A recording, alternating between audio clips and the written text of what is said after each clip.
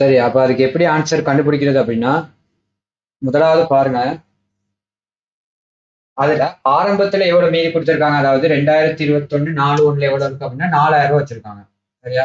கட்டு நிதி எவ்வளவு அப்படின்னா, அதாவது ஆரம்ப காசு மீதி எவ்வளவு அப்படின்னா, ஆரம்பத்துல அவங்க ஜனவரி மாசம், அதாவது முதலாவது ஜனவரி மாசம் 1ஆம் தேதி, அதாவது 1ஆம் மாசம் 1ஆம் தேதி அவங்க கையில காசு வச்சிருக்காங்க எவ்வளவு அப்படின்னா 4000 வச்சிருக்காங்க. அதே டேட்ல என்ன செய்யறாங்க அப்படின்னா, மீள் நிரப்பப்படுற தொகை எவ்வளவு அப்படின்னா, அதாவது அதே டேட்ல மீள் நிரப்பப்படுற தொகை எவ்வளவு அப்படின்னா 11,000. சரியா? மீள் நிரப்பப்படுற தொகை 11,000. சரியா? அப்போ 1ஆம் மாசம் 1ஆம் தேதி அவங்க கையில மொத்தமா எவ்வளவு இருக்கு அப்படின்னா 15,000 என்ன செய்யறதுன்னா காணப்படுது. 1ஆம் மாசம் 1ஆம் தேதி அவங்க கையில எவ்வளவு இருக்கு அப்படின்னா 15,000 என்ன செய்யறாங்க கையில வச்சிருக்காங்க. ஏன்னா ஏற்கனவே 4,000 கையில வச்சிருக்காங்க. அது இல்லாம ஒருத்தர் கொண்டு காசு கொடுக்குறாரு. யார் காசு கொடுக்குறாருன்னா பிரதான காசாளர் என்ன செய்வார் அப்படின்னா ஒரு அமௌண்ட் தருவாரு. சரியா? அந்த அமௌண்ட் 11,000 என்ன செய்யறாரு, காசு தருவாரு. சரியா? இப்ப இந்த 11,000 அமௌண்ட், சரியா, இப்ப நிறுவனத்துக்கு 11,000 அமௌண்ட் தர்றாரு. இந்த அமௌண்ட்டோட சேர்க்கணும் ஆரம்ப மீதி. அப்ப சேர்த்தீங்க அப்படின்னா 15,000. இந்த 15,000 அப்படின்றத என்ன செய்வார் அப்படின்னா சில்லறை காசால இப்படி சொல்லுவாரு. நீங்க என்ன செய்யுங்க அப்படின்னா மாசம் மாசம் சில்லறை செலவுகள்லாம் மேற்கொள்ளுங்க. அந்த மாசம் மாசம் சில்லறை செலவுக்கு நாங்க என்ன செய்யணும் அப்படின்னா உங்களுக்கு ஒரு சிறிய அமௌண்ட் தரோம். அதை வச்சு நீங்க என்ன செய்யணும்னா அந்த மாசத்துக்கான சில்லறை செலவுகள்லாம் மேற்கொள்ளுங்க அப்படின்னு மாதிரி. அப்ப அதுக்காக கொடுக்குற அமௌண்ட் தான் இந்த 15,000. சரி, இப்ப என்ன செய்வார் அப்படின்னா சில்லறை காசால இந்த 15,000ல இருந்து என்ன செய்வார் அப்படின்னா சிறிய சிறிய அமௌண்ட்டா எடுத்து என்ன செய்வார் அப்படின்னா அவருடைய செலவுகள் எல்லாம் என்ன செய்வார் அப்படின்னா மேற்கொள்வார். அவருடைய தனிப்பட்ட செலவுகள்ல நிறுவனம் சார்ந்த செலவுகள். உதாரணத்துக்கு டீ டைம் என்ன செய்யணும்னா ஏதாவது வாங்குறது, அதே போல எழுது கருவிகள் வாங்குறது, பேனா வாங்குறது, இந்த மாதிரி அந்த நிறுவனத்துக்கு சில செலவுகள் இருக்கும் தானே. அந்த சிறிய சிறிய செலவுக்கு இந்த 15,000ல இருந்து எடுத்து கொடுப்பாங்க. அப்ப இந்த எடுத்து கொடுக்கறதுக்கு ஆரம்பத்துல அவர் ஒரு அமௌண்ட் கையில வச்சிருக்கணும். அந்த அமௌண்ட் பேர் என்னன்னா இந்த கட்டு நிதி அப்படின்றது. அந்த அமௌண்ட்டுக்கு பேர் என்னது, கட்டு நிதி. இப்ப இந்த நிறுவனத்துல கட்டு நிதி எவ்வளவு இருக்கு அப்படின்னா 15,000. இந்த கட்டு நிதியை வச்சுட்டு என்ன செய்வார் அப்படின்னா ஒரு காசு எடுத்து கொடுப்பாரு. சரியா? அப்ப இந்த கட்டு நிதி ஆரம்பத்துல எவ்வளவு இருக்கு அப்படின்னா 15,000 இருக்கு. ஆனா இறுதியில செலவுகளை எல்லாம் மேற்கொண்டாங்க. அதாவது 2ஆம் மாசம் என்ன செய்யறாங்க அப்படின்னா இது 1ஆம் மாசம் ஆரம்பத்துல என்ன சரி 1ஆம் மாசம் ஆரம்பத்துல இவ்வளவு இருக்கு. 1ஆம் மாசம் கடைசியில, அதாவது 1ஆம் மாசம் என்ன செய்யறாங்க, இன்னும் செலவுகள் மேற்கொள்வாங்க. இந்த செலவுகளை எல்லாம் மேற்கொண்டு அவங்க கையில இறுதியா செலவுகளை எல்லாம் மேற்கொண்டு பேரு கடைசி இறுதியில எவ்வளவு இருக்கும் அப்படின்னா 2,000 தான் வச்சிருக்காங்க. அப்ப எவ்வளவு செலவு செஞ்சிருப்பாங்க நிதியாண்டுல 300 ரூபாய் செலவு செஞ்சிருப்பாங்க. சரி, 13,000 என்ன செஞ்சிருப்பாங்க, செலவு செஞ்சிருப்பாங்க. 15,000 வச்சிருந்த இடத்துல இறுதியில 2,000 தான் இருக்கு அப்படின்னா உதாரணத்துக்கு உங்க கையில 15,000 காலையில உங்க வீட்டுல ஒரு 100 ரூபாய் கொடுக்குறாங்க வச்சுங்களேன். 100 ரூபாய் கொடுக்குறாங்க. இப்ப நீங்க என்ன செய்யணும், உங்களை வச்சே ஒரு உதாரணமா சொல்றேன். இப்ப உதாரணத்துக்கு உங்க வீட்டுல என்ன செய்யறாங்க அப்படின்னா காலையில போறப்ப இந்த நாள் 100 ரூபாய் கொடுக்குறாங்க. சரியா? உங்களுக்கு தேவை எவ்வளவு, 100 ரூபாய் தான். அந்த 100 ரூபாய் வச்சு உங்களோட தேவைகள் என்ன செய்யும் அப்படின்னா பூர்த்தி செய்வீங்க. அப்ப எப்பயுமே நீங்க கேட்கறது 100 ரூபா இருந்தா போதும். நீங்க ஸ்கூல் போறப்ப உங்க கையில 100 ரூபா இருந்தா போதும். அதுக்கு மேல நீங்க எதிர்பார்க்கறது இல்லை. அது குறவாகவும் நீங்க எதிர்பார்க்கறது இல்லை. அந்த அளவு எனக்கு வேணும் அப்படின்னு சொல்லியிருக்கீங்க. அப்ப நீங்க என்ன செய்வீங்க அப்படின்னா முதல் இன்னைக்கு என்ன செய்வீங்க அப்படின்னா ஸ்கூல் போறீங்க. உதாரணத்துக்கு இன்னைக்கு ஸ்கூல் போறீங்க. சரி, நீங்க ஸ்கூல் 100 ரூபாய்க்கு எடுத்துட்டு போறீங்க. 100 ரூபாய்க்கு எடுத்துட்டு போயிட்டு என்ன செய்யுங்க, 80 ரூபா செலவழிச்சிட்டீங்க. 80 ரூபா செலுத்த வச்சுட்டு உங்க கையில எவ்வளவு இருக்கும், சரி எவ்வளவு இருக்கும், 20 ரூபா தான் மிச்சம் இருக்கும். அப்ப இந்த 20 ரூபா மிச்சம் இருக்க சந்தர்ப்பத்துல 20 ரூபா தான் மிச்சம் இருக்கு. இப்ப நீங்க அடுத்த நாள் போயிட்டு என்ன செய்வீங்க அப்படின்னா இன்னும் 100 ரூபா கொடுங்க அப்படின்ட்டு வாங்க மாட்டீங்க. அதாவது நீங்க வாங்குவீங்க, ஏன்னா 20 ரூபா கையில இருக்கப்ப இன்னொரு 100 ரூபா வாங்குவீங்க, அது வேற கதை. ஆனா இந்த கணக்கை பொறுத்தளவு நீங்க என்ன செய்வீங்க அப்படின்னா இந்த நாள் 100 ரூபா மட்டும்தான் உங்க கையில வச்சிருக்கணும். அது கூட வச்சிருக்கால குறாம வச்சிருக்காது. சரியா? அப்ப நீங்க என்ன செய்வீங்க அப்படின்னா இன்னும் 80 ரூபா தான் வீட்டுல போய் கேட்பீங்க. காரணம் 80 ரூபா தான் என்ன செய்வீங்க அப்படின்னா வீட்டுல போய் கேட்பீங்க. ஏன் நேற்று 20 ரூபா ஒன்று வச்சிருக்கீங்க, இன்னும் 80 ரூபா ஒன்று வச்சுக்கிட்டோம்னா 100 ரூபா வந்துடும் அப்படின்றதுக்காக நீங்க என்ன செய்வீங்க அப்படின்னா வீட்டுல போயிட்டு எவ்வளவு கேட்பீங்க, 80 ரூபா மட்டும் தான் கேட்பீங்க. அதுக்கு மேலதிகமா நீங்க 1 ரூபா கூட கேட்க போறது இல்லை. அப்ப இது எப்படி நீங்க கேட்கறீங்க அப்படின்னா நீங்க எவ்வளவு செலவு செஞ்சீங்களோ அந்த அமௌண்ட்டை தான் என்ன செய்வீங்க அப்படின்னா அடுத்த மாசத்துக்கு கேட்பீங்க. அதாவது அடுத்த நாள் என்ன செய்வீங்க அப்படின்னா கேட்பீங்க. இப்ப 80 ரூபா செலவு செஞ்சீங்கன்னா 80 ரூபா தான் கேட்பீங்க. உதாரணத்துக்கு அடுத்த நாள் என்ன செய்வீங்க அப்படின்னா நாளைக்கு என்ன செய்வீங்க, 80 ரூபா வாங்கி 100 ரூபா கையில் வச்சிருக்கீங்க. அப்ப 70 ரூபா தான் செலவழியுது. 70 ரூபா செலவு 30 ரூபா இருக்கு. அப்ப அடுத்த நாள் நீங்க போயிட்டு எவ்வளவு கேட்பீங்க அப்படின்னா, அதாவது 3வது நாள் புதன்கிழமை போய் நீங்க எவ்வளவு கேட்பீங்க அப்படின்னா 70 ரூபா தான் கேட்பீங்க தவிர, ஏன்னா ஏற்கனவே 30 ரூபா கையில இருக்கே. அப்ப ஒண்ணு 70 ரூபா தான் நீங்க அடுத்த புதன்கிழமை போயிட்டு என்ன செய்வீங்க அப்படின்னா கேட்பீங்க. அப்ப நீங்க எப்படி கேட்கறீங்க அப்படின்னா உங்க கையில இருந்து செலவழிச்ச காசை தான் என்ன செய்றீங்க அப்படின்னா நீங்க கேட்கறீங்க. அப்ப அந்த செலவழிச்ச காசை நீங்க கேட்கறீங்க தெரியுமா, அதாவது இந்த செலவழிச்ச காசை 80 ரூபா தர்றாங்க. அதைத்தான் நாங்க என்ன சொல்றோம்னா மீள் நிரப்பப்பட்ட தொகை, அதாவது மீள் நிரப்பல் தொகை, மீள் நிரப்பல் தொகை அப்படின்னு சொல்றாங்க. மீள் நிரப்பல் தொகை. அப்ப இந்த மீள் நிரப்பல் தொகை எப்படி இருக்கும் அப்படின்னா நீங்க ஒரு மாதத்துக்கு எவ்வளவு செலவு செய்றீங்களோ அதைத்தான் நீங்க என்ன செய்வீங்க அப்படின்னா அடுத்த மாசத்துக்கு காசா கேட்பீங்க. உதாரணத்துக்கு இன்னைக்கு செலவு செய்யறதுதான் நாளைக்கு நீங்க என்ன செய்யணும், காசா கேட்க போறீங்க. இன்னைக்கு 80 ரூபா செலவழிச்சு நாளைக்கு 80 ரூபா தான் கேட்க போறீங்க. ஏன்னா உங்க கையில 100 ரூபா மட்டும் தான் இருக்கேனும். அப்ப இதே போலத்தான் சில்லறை காசாளர் கையில 15,000 தான் இருக்கேனும். சரியா? அப்ப வருட ஆரம்பத்துல 15,000 இருந்துச்சு. ஆனா செலவுகள் எல்லாம் வருடம் அந்த மாசம் ஃபுல்லா செய்றாரு. செஞ்ச பிறகு அவர் கையில ரூ. 2,000 மட்டும் தான் இருக்கு. இப்ப அவர் அடுத்த மாசத்துக்கு எவ்வளவு வச்சிருக்காரு அப்படின்னா, அவர் கையில 15,000 மட்டும் தான் வச்சிருக்காரு. அப்ப அவர் எவ்வளவு மேல் நிரப்ப கேட்பாரு அப்படின்னா, ரூ. 13,500 கேட்பாரு. ஏன்னா ஏற்கனவே அவர் கையில 2,000 இருக்கு. 2,000 ஏற்கனவே இருக்கு. அப்ப இன்னும் அவர் எவ்வளவு கேட்பாரு? 15,000 மாசத்துக்கு 13,000 மட்டும் தான் கேட்பாரு. அப்ப அந்த 13,000 எதை அடிப்படையாக கொண்டு இருக்கு? போன மாசம் எவ்வளவு செலவு செஞ்சாரோ அந்த செலவு செஞ்ச தொகையை தான் என்ன செய்வார் அப்படின்னா கேட்பாரு. அப்ப இந்த மாசம் 13,000 செலவு செஞ்சிருக்காரு. அப்ப இந்த 13,000 செலவு செஞ்ச அடுத்த மாசம் எனக்கு ஆரம்பத்தை தாங்க அப்படின்னு கேட்பாரு. ஏன்னா 2,000 ஏற்கனவே இருக்குமே. அப்ப 2,000 ஏற்கனவே இருக்கவே திருப்பி ஏற்கனவே 2,000 ஒன்றும் கேட்க மாட்டாரு. சரியா? அதாவது இன்னொருக்க 15,000 தாங்கன்னு கேட்க மாட்டாரு. ஏன்னா 2,000 இருக்கப்ப 15,000 கேட்டா 17,000 மாறிடும். அப்ப அவர் எவ்வளவு கேட்பாருன்னா 13,000 மட்டும் தான் கேட்பாரு. நீங்க செலவு செஞ்ச தொகையை மட்டும் தாங்க அப்படின்னு தான் கேட்பாரு. சரியா? விலகி இருக்கான்னு பாருங்க. அப்ப மீள் நிரப்பப்பட வேண்டிய தொகை எவ்வளவு? 2,000. இது வந்து 2000 இது வந்து 1ஆம் மாசம் 31ஆம் தேதி கையில இருக்க காசு. அப்ப 2ஆம் மாசம் 1ஆம் தேதி எவ்வளவு கையில கேட்பாரு அப்படின்னா ஏற்கனவே 2,000 வச்சிருக்காரு. இந்த மீதி வந்து இங்க போயிடும். அது இல்லாம இன்னும் எவ்வளவு கேட்பாரு அப்படின்னா 13,000 தாங்க அப்படின்னு தான் கேட்பாரு. அப்ப வருட ஆரம்பத்துல இவர் கையில 15,000 வந்துருந்துருப்பியும். அப்ப எப்பயுமே என்ன செய்வாங்க அப்படின்னா மீள் நிரப்பப்படுற தொகை நீங்க போன வருஷம் எவ்வளவு செலவு செஞ்சீங்களோ அதைத்தான் இந்த வருஷத்துக்கு என்ன செய்வாங்கன்னா மீள் நிரப்ப காட்டு ஏதாச்சும் டவுட்ஸ் தான் கேட்கும். அப்ப அதுல மீள் நிரப்பப்படுற தொகை 13,000.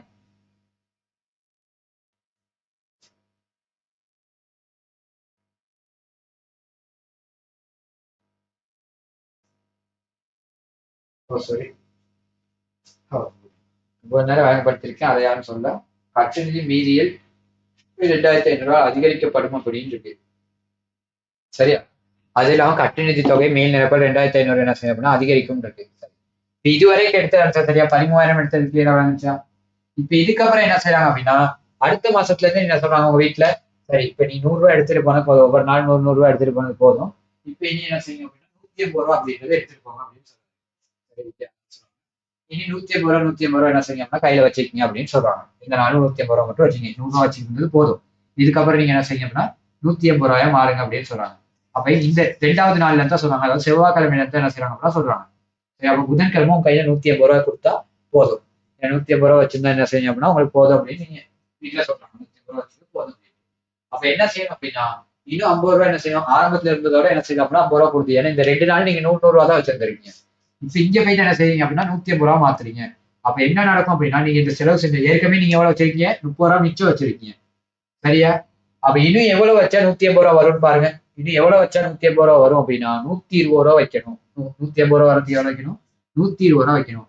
இந்த 120 எப்படி வந்துச்சு அப்படின்னு பாத்தீங்க அப்படின்னா போன மாசத்துக்கு செலவு செஞ்ச தொகை, அதாவது முத நாள் செலவு செஞ்ச தொகை, முத நாள் செலவு செஞ்ச தொகையோட வீட்டுல சொன்னா தானே ஒரு அதிகரிப்பு ஏற்படணும். இப்ப 180 தானே ஆக்க போறாங்க. அப்ப இன்னைக்கு எவ்வளவு அதிகரிச்சிருக்காங்கன்னு பாருங்க. 50 அதிகரிச்சிருக்காங்க. அந்த 50 சேர்த்து அதாவது அதிகரிப்பு தொகை அந்த 50 சேர்த்து தான் என்ன செய்யறாங்க 120 கொடுக்குறாங்க. இன்னைக்கு 70 இருக்கு. அதிகரிப்பு தொகை 50. அப்ப அது ரெண்டையும் கூட்டினீங்கன்னா 120. அப்ப இங்கதான் 120 கொடுக்குறாங்க. அதாவது நீங்க செலவு செஞ்ச தொகையும் அதிகரிப்புக்காக ஏற்பட்ட தொகை ரெண்டையுமே கூட்டிட்டு என்ன செய்யறாங்க அப்படின்னா உங்களுக்கு வீட்டுல கொடுக்குறாங்க. பாருங்க அன்னைக்கு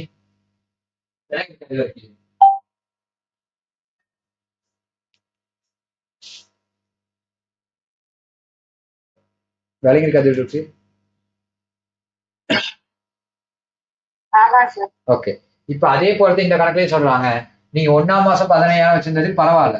2ஆம் மாசத்துக்கு நீங்க 17,500 வச்சுக்கீங்க. ஏன்னா 2,500 நாங்க கூட்டி தர்றோம். 15,000 என்ன செய்யணும்னா 2,000 கூட்டி நீங்க கையில வச்சுக்க வேண்டியது 2,500 கூட்டி என்ன செய்யணும்னா 17,500 2ஆம் மாசத்துல இருந்து வச்சுங்க அப்படின்னு சொல்றாங்க.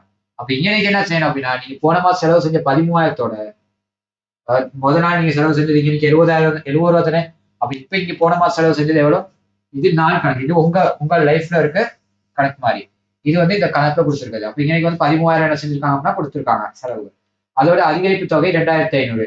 மொத்தத்தையும் கூட்டிங்கன்னா 15,500 என்ன செய்வீங்க அப்படின்னா 2ஆம் மாசத்துக்கு நீங்க வாங்குவீங்க. 2ஆம் மாசத்துக்கு எனக்கு 13,500 தாங்க அப்படின்ட்டு பாருங்க. 17,500. இந்த 17,500 ஆரம்பத்துல இருக்க 2,000 கூட்டிங்கன்னா 17,500 வந்துருச்சு. அப்போ கணக்கா என்ன செய்யணும்னா அவங்க சொன்ன மாதிரி 17,500 உங்க கைக்கு இறக்கிட்டு இருக்கும். சரி அவங்க சொன்ன மாதிரி 17,500 என்ன செய்யணும்னா உங்க கையில இருக்கும். சரியா?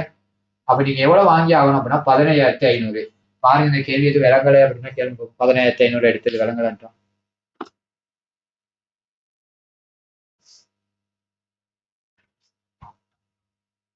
யாருக்காவது விளங்காம இருக்கா?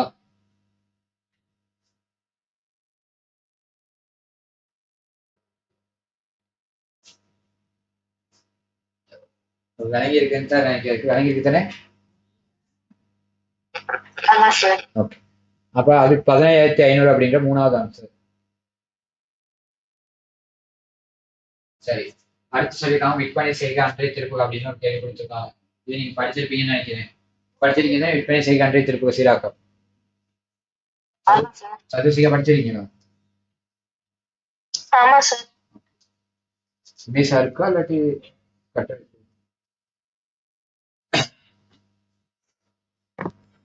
அவங்க இல்லைதான் அவங்களுக்கு ரெக்கார்டிங் போட்டு சாலினி நிறுவனத்தினால் 16,000 கிரயமாக்கப்பட்ட பொருட்கள் விற்பனை செய்க அன்றைய திருப்புக அடிப்படையில் 2,00,000 பட்டியல் விலையில் அனுப்பி வைக்கப்பட்டுள்ளது. இதனை வருடாந்தம் கடன் விற்பனை என கணிப்பிடப்பட்டிருக்கு. அதாவது விற்பனையை கருதிட்டு அனுப்பியிருக்காங்க. சரியா? விற்பனையா கருதி கடன் விற்பனையா கருதிட்டு என்ன சொல்லியிருக்காங்க அப்படின்னா அனுப்பியிருக்காங்க. இன்னொரு டைம் பண்றாங்க. மா மா ஏதனிமா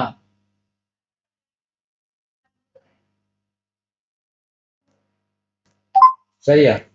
அப்ப விற்பனை செய்க அன்றைய திருப்புக அடிப்படையில் அனுப்பிக்கிறோம். விற்பனையை கருதிட்டு அனுப்பி வைக்கிறாங்க. இதன் அடிப்படையில் இந்த நிறுவனத்தில் கணக்கிடப்பட்ட வருடாந்த லாபம் எவ்வளவு கொடுத்திருக்காங்க அப்படின்னா 50,000 5,00,000 தான். 5,00,000 கொடுத்திருக்காங்க. எவ்வாறாயினும் லாபத்தினை கணிப்பீடு செய்யும் போது பின்வரும் செய்த பின்னே மேற்கூறிய அடிப்படையில் இறுதி இருப்பின் அரைப்பகுதியானது விற்பனை செய்யப்படவில்லை. அதாவது என்ன சொல்றாங்கன்னா லாபத்தை கணிப்பீடு செஞ்சிடறாங்களாம். அதாவது முழுசா விற்பனையா கருதி என்ன செஞ்சாங்க அப்படின்னா லாபத்தை கணிப்பீடு செஞ்சுட்டாங்களாம். லாபத்தை கணிப்பீடு செஞ்சதுக்கு வேலை லாபம் கணிப்பீடு செய்யற அன்னைக்கு என்ன செஞ்சிருக்கா அரைவாசி மட்டும் தான் வித்திருக்கான். மிச்சமெல்லாம் விற்காம இருக்கான். உதாரணத்துக்கு 2,00,000 அனுப்பியிருக்காங்க. 2,00,000 விற்பனையா கருதி என்ன செஞ்சாங்க அப்படின்னா பதிவு செஞ்சுட்டாங்க. விற்பனை 2,00,000 அப்படின்னு சொல்லி அவங்க கணக்குல பதிஞ்சு லாபத்தையும் எடுத்துட்டாங்க. எடுத்ததுக்கு அந்த விற்பனையில அரைவாசி அதாவது 1,00,000 மட்டும் தான் வித்திருக்காங்க. மிச்சம் இருக்கிறதா அப்படியே கிடக்கலாம். விற்காம இருக்கான். வருட முதலீடு அது என்ன சொன்னா திருப்பி அனுப்பிட்டாங்க. இவ்வருடத்தின் சரியான லாபம் வேணும்னு கேட்கறாங்க. அவங்க 2,00,000 விற்பனையா கருதித்தானே பதிவு செஞ்சு லாபத்தை எடுத்திருந்தாங்க. அப்ப நீங்க என்ன செய்யணும் அப்படின்னா இப்ப இவங்க பதிவு செஞ்ச லாபத்தை இல்லாம ஆக்கணும். அதாவது அரைவாசி விற்பனைக்கான லாபத்தை இல்லாம ஆக்கணும். இதுக்கு ஒரு ஈஸியான மெத்தடும் இருக்கு, கஷ்டமான மெத்தடும் இருக்கு. நான் என்ன செய்யறேன் அப்படின்னா நீங்க செஞ்சிருப்பீங்க அப்படின்னு கொஞ்சம் யோசிச்சு ஒரு கஷ்டமான மெத்தட்ல செஞ்சிருக்கலாம். சம்டைம் லேசான மெத்தட் வந்திருக்கலாம். நான் ரொம்ப நார்மலா லேசான மெத்தட் சொல்றேன். சரியா? இப்ப எனக்கு சொல்லுங்க இந்த நிறுவனம் 1,60,000 கிரயமானது. 1,60,000 கிரயமானது தானே? 1,60,000 கிரயமானது. சரியா? இந்த 1,60,000 கிரயமானது அப்படின்றப்ப இது எவ்வளவுக்கு விற்கிறாங்க? 2,00,000 விற்கிறாங்க. அப்ப இதுக்கு இடையிலான எவ்வளவு லாபம் இருக்கு? 40,000 என்ன செஞ்சிருக்கு லாபம் இருக்கு. சரியா? 40,000 என்ன செஞ்சிருக்கு அப்படின்னா லாபம் இருக்கு. சொல்லுங்க சேர்ந்து சொல்லாதீங்க. ஓகே. அப்ப இந்த 40,000த்துல அரைவாசியை மட்டும் நீங்க வருமானமா காட்டுங்க. ஏன்னா அரைவாசியை மட்டும் தான் நீங்க வித்திருக்கீங்க. அதாவது அரைவாசி லாபம் மட்டும் தான் நீங்க உழைச்சிருக்கீங்க. மிச்சம் இருக்கிறத உழைக்காம இருக்கீங்க. அப்ப உழைக்கப்பட்ட லாபமா அரைவாசி நீங்க பதிஞ்சா பரவாயில்ல. நீங்க என்ன செஞ்சீங்க? இந்த 40,000 லாபமா காட்டியிருக்கீங்க. அப்ப இதுல இருந்து அரைவாசி இல்லாம ஆக்கிருங்க. அப்ப அரைவாசி அப்படின்றப்ப 2,000 பேசிங்கன்னா 20,000. சரியா? அப்ப ஏற்கனவே லாபம் கொடுத்திருக்காங்க 5,00,000. அப்ப இந்த 5,00,000 லாபத்துல இருந்து 20,000 லாபத்தை இல்லாம ஆக்கிருங்க. இல்லாம ஆக்கிட்டீங்கன்னா கணக்கு முடிஞ்சு எவ்வளோ? 4,80,000. 4,80,000. பாருங்க இந்த 4,80,000 எடுத்து விளங்கி இருக்கா அப்படின்ட்டு. இல்லைன்னா இன்னொரு மெத்தட்டையும் சொல்லித்தரேன். அதாவது அது கொஞ்சம் கஷ்டமான மெத்தட். வேணா அதையும் சொல்லித்தரேன். பாருங்க விளங்கி இருக்கான்ட்டு.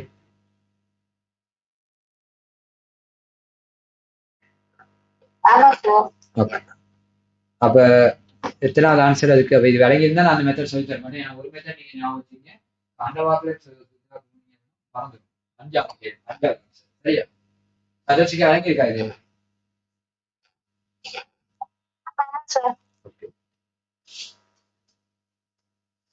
அடுத்த கேள்வி கணக்கீட்டின் பிரதான நோக்கம். கணக்கீட்டின் பிரதான நோக்கம் என்னது? அக்கறையுடைய தரப்பினர்கள் தீர்மானங்களை மேற்கொள்வதற்கான பொருளாதார தகவல்களை வழங்குதல். பாருங்க அந்த மாதிரி ஒரு ஆன்சர் எத்தனாவது இருக்குன்ட்டு. அக்கறையுடைய தரப்பினர்கள் அதற்கு கணக்கீட்டு அழகொன்றுடன் தொடர்புடைய அக்கறை செலுத்தும் பிரிவினர் தீர்மானங்களை மேற்கொள்வதற்கு தேவையான பொருளாதார தகவல்களை தொடர்பாடு செய்தல். அப்ப எத்தனாவது ஆன்சர்? 5வது ஆன்சர். சரியா? டவுட் இருக்கா?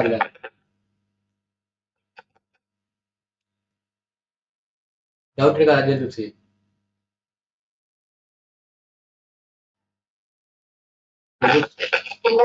ஓகே, சதோஷிகா டவுட் இருக்கா? இல்ல சார். ஓகே, அடுத்து கையிருப்பு குறைவாக மதிப்பீடல் ஆனது லாபத்துல என்ன தாக்கத்தை ஏற்படுத்தும்? கையிருப்பு குறைவானது அப்படின்றது வந்து இறுதி இருப்பை குறைவா மதிப்பீடு செஞ்சிருக்காங்க. இறுதி இருப்பை குறைவா மதிப்பீடு செஞ்சா கையிருப்பு அப்படின்னு சொன்னது இறுதி இருப்பு தான், சரியா? இருப்புக்களை தான் கையிருப்பு அப்படின்னு. அப்ப இந்த இருப்புக்களை குறைவா மதிப்பீடு செஞ்சா லாபத்துல என்ன நடக்கும் அப்படின்னு கேட்கிறாங்க, சரியா? உதாரணத்துக்கு நான் ஒரு கணக்கு வச்சு என்ன செய்யலாம் அப்படின்னா சொல்றேன். லாபமும் வேற என்ன கேட்கிறேன்.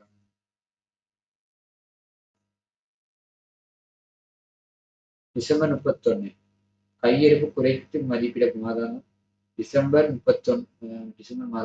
31ஆம் தேதி கையிருப்பு குறைத்து மதிப்பீடல் ஆனது 2019 ஆண்டுக்கான லாபத்தை 2019-20க்கான லாபத்தை என்ன தாக்கத்தை ஏற்படுத்தும் அப்படின்னு கேட்டுக்கிறாங்க. நல்ல ஒரு கேள்வி இது, சரியா? பார்ப்போம். இப்ப இறுதி இருப்பு என்ன செஞ்சிருக்காங்க? குறைச்சு மதிப்பீடு செஞ்சிருக்காங்க. இருப்புக்களை குறைச்சு மதிப்பீடு செஞ்சிருக்காங்க. உதாரணத்துக்கு 2019 அப்படின்ற குறித்த நிதியாண்டு, சரியா? இப்ப இதுக்கு பார்ப்போம் இருப்பு குறைச்சு பதிஞ்சா என்ன நடக்கும் அப்படின்னு. உதாரணத்துக்கு மங்களாயிடுச்சு அது. ஆரம்ப இருப்பு, சரியா? ஆரம்ப இருப்பு என்ன செஞ்சிருக்காங்க? 5 லட்சம், சரியா? சரியான அமௌண்ட் 5 லட்சம். கொள்வனவு கொடுத்துருக்காங்க 1 லட்சம், 10 லட்சம் கொடுத்துருக்காங்க. இதுல இறுதி இருப்பு என்ன செஞ்சிருக்காங்க அப்படின்னா 50,000 கொடுத்துருக்காங்க, சரியா? 50,000 4 லட்சம் கொடுத்துருக்காங்கன்னு வச்சுங்க. இது சரியான கணக்கு, அதாவது இது வந்து சரியான கணக்கு. அப்ப இதன்படி விற்பனை கிரயத்தை கண்டுபிடிச்சிங்க அப்படின்னா 1100. இப்ப என்ன நடக்குது அப்படின்னா இதுல இறுதி இருப்பை குறைச்சி பதிவு செஞ்சிருக்காங்க. அப்ப இறுதி இருப்பை குறைச்சி பதிவு செஞ்சு அப்படின்னு பார்ப்போம். இப்ப அதே ஆரம்ப இருப்பு 500, அதே போல என்ன செய்யும் அப்படின்னா கொள்வனவும் 10 லட்சம், ஆரம்ப இருப்பு 5 லட்சம். ஆனா இதை என்ன செய்யணும் அப்படின்னா குறைக்கிறோம். ஏன்னா இதத்தையும் குறைச்சி பதிஞ்சிருக்காங்க. அப்ப என்ன தாக்கம் நிகழ்வுன்னு பார்க்கணுமே. அப்ப இதன் அடிப்படையில் நீங்க விற்பனை விலையை கண்டுபிடிச்சீங்கன்னா 300 இருக்குமே. 300 வந்துச்சுன்னா எவ்வளோ? 1200. அப்ப விற்பனை கிரயம் என்ன செய்யுது? கூடுது, சரியா? இப்ப நம்ம விற்பனை கிரயத்தை பத்தி அவங்க கேட்கல, அவங்க கேட்கிற லாபத்தை பத்தி. உதாரணத்துக்கு நான் ரெண்டுக்குமே ஒரே அளவு விற்பனை எடுக்கிறேன், சரியா? விற்பனை என்ன செய்யணும்னா எடுக்கிறேன். உதாரணத்துக்கு இதுக்கு வந்து 2000 விற்பனைன்னு எடுக்கிறேன்.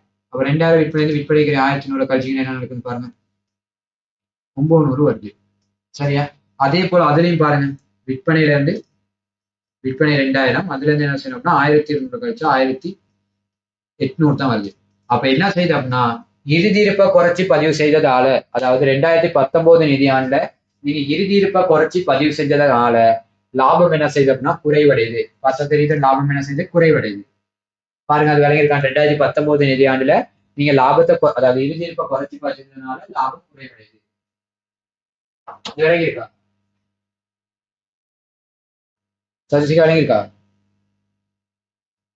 ஆமா சார். ஓகே, இதே நம்ம என்ன செய்வோம் அப்படின்னா 2020ஆம் ஆண்டுக்கு என்ன நடக்குதுன்னு பார்ப்போம். உதாரணத்துக்கு இந்த இடத்துல எடுத்து நான்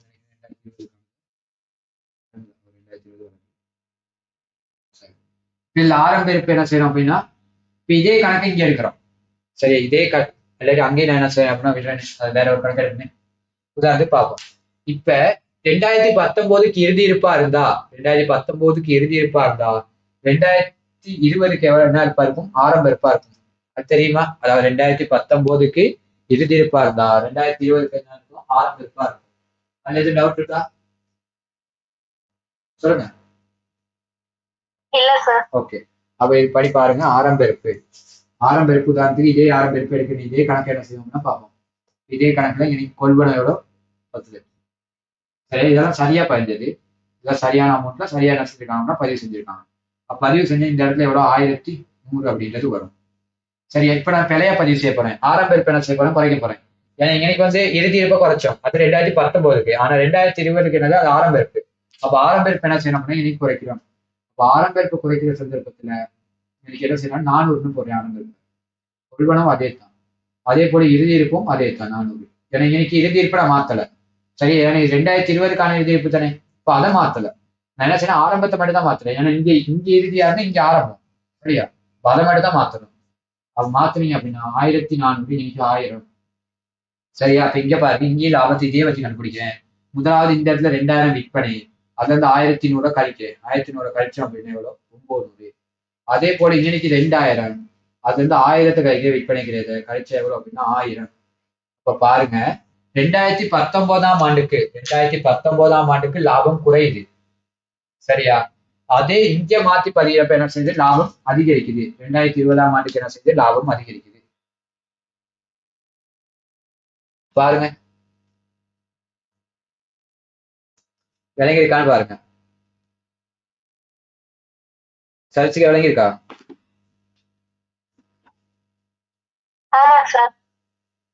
விளங்கியிருக்கா? முதலாவது குறையும் அடுத்த நிதியாண்டுக்கு அதிகரிக்கும். 2019 குறையும் அடுத்த இருக்கிறதுக்கு அதிகரிக்கும். ஆகவே இரண்டாவது ஆன்சர். சரி, ஆமா, இரண்டாவது ஆன்சர். சரி சரி, நாலாவது ஆன்சர். சரி, நாலாவது ஆன்சர். சரியா? நாலாவது ஆன்சர். ஓகே. அதுக்கு அடுத்த கேள்வியை பாருங்க அப்படி. சரி, அடுத்த கேள்வியை செஞ்சிருக்கீங்க தானே? ஓகே. அடுத்து 16வது கேள்வி. பின்வரும் கூற்றுக்களில் நிதி கணக்கீட்டுடன் தொடர்புடையவை சரி எனவும் தொடர்பற்றவை என பிழை என்றும் சொல்லணும். வரலாற்று எதிர்கூறல் தகவல்கள் பயன்படுத்தப்படுகின்றன. வரலாற்று எதிர்கூறல் தகவல் பயன்படுத்தப்பட்டால் அது முகாமை கணக்கீடு. ஆகவே அது பிழை. சரியா? நீங்க நிதி கணக்கீடு மட்டும் தான் கேட்கிறாங்க. அது முகாமை கணக்கீட்டுடன் தொடர்புடையது. அப்ப ஏ அப்படின்றது பிழை. அடுத்து இது கணக்கீட்டு நியமங்கள் சட்டங்களுக்கு அமைய தயாரிக்கப்படுகின்றன. நிதி கணக்கீடு சரி. சட்ட திட்டங்கள் நியமங்களுக்கு அமைய தான் தயாரிக்கப்படுது. ஆகவே பி அப்படின்றது சரி. இது நிறுவன முகாமையாளர் தீர்மானம் எடுக்க தேவையான தகவல்களை மட்டும் வழங்குகின்றது. நிறுவனத்தின் முகாமையாளர் தீர்மானம் எடுக்க தேவையான தகவலை மட்டும் வழங்குதா? இல்ல. இது உள்ளக வெளியக ரெண்டு பேருக்குமே வழங்குது. முகாமையாளர் தீர்மானத்துக்கு வழங்கினா அது முகாமை கணக்கீடு. ஆகவே சி அப்படின்றது தொடர்பற்றது. ஆகவே அது பிழை. வெளியக உள்ளக தரப்பினர் தேவைக்காக பயன்படுத்தப்படும். சரி. உள்ளக பிரிவினருக்கும் வெளியக பிரிவினர் பாவனைக்காக தயாரிக்கப்படும் நிதி கணக்கீடு. ஆகவே டி சரி. ஆகவே டி சரி. பி சரி, டி சரி. அதே போல சி பிழை. அதே போல பி அப்படின்றது சரி. ஏ அப்படின்றது பிழை. அப்ப முதலாவது பிழை சரி, பிழை சரி, பிழை மாறி மாறி வரும். சரியா? இல்ல இல்ல, முதலாவது பிழை, அடுத்து சரி, அடுத்து பிழை, அதுக்கு அடுத்து சரி, மாறி மாறி என்ன செய்யணும்னா பிழை சரி, பிழை சரி. சரியா? அடுத்து கீழே தரப்பட்டுள்ள மூலப்பதிவேடுகளுக்கு பொருத்தமான மூல ஆவணங்களை கேட்கிறாங்க. சில்லறை கொடுப்பனவு நாளேடு. சில்லறை கொடுப்பனவு நாளேடுக்கு சில்லறை கொடுப்பனவு கைச்சாத்து. சில்லறை கொடுப்பனவு கைச்சாத்து. சில்லறை கொடுப்பனவு நாளேட்டுக்கான மூல ஆவணம் சில்லறை கொடுப்பனவு கைச்சாத்து. உட்திரும்பல் நாளேடு. உட்திரும்பல் நாளேட்டுக்கான மூல ஆவணம் செலவுத்தாள். பொது நாளேடு நாட்குறிப்பு கைச்சாத்து. பொது நாளேட்டுக்கு மூல ஆவணம் நாட்குறிப்பு கைச்சாத்து. அடுத்து காசு பெருவனவு நாளேடு. காசு பெருவனவு நாளேட்டுக்கு பற்றுச்சீட்டு. காசு பெருவனவு நாளேட்டுக்கு பற்றுச்சீட்டு. அடுத்து பாருங்க 18வது கேள்வி. அப்ப அதுல ஏதாவது டவுட் இருக்கு அந்த ரெண்டு கேள்வியில?